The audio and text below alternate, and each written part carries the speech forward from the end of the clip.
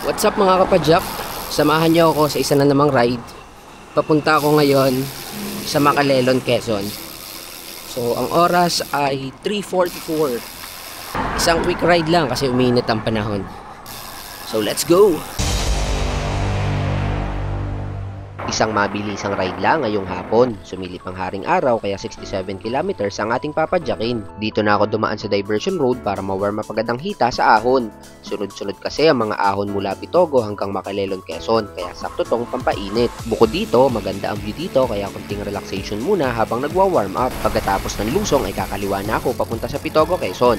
Ilang saglit pa ay narating ko na ang Pututanin. Mula naman dito ay sunod-sunod na ang mga ahon hanggang sa bayan ng Macalelon. Ramdam ko agad ang hingal matapos ang ilang araw na hindi pumapadyak. Matapos ang higit sa 33 kilometro ay narating ko na ang bayan ng Macalelon. Water break lang ng ilang segundo at balik pedal na pabalik ng Gumaka. Pasado alas 5 na din kasi ng hapon kaya di pwedeng huminto ng matagal para di sobrang gabihin sa pagpadyak. Pagkalipas pa ng ilang kilometro ay narating kong muli ang Pitogo, Quezon.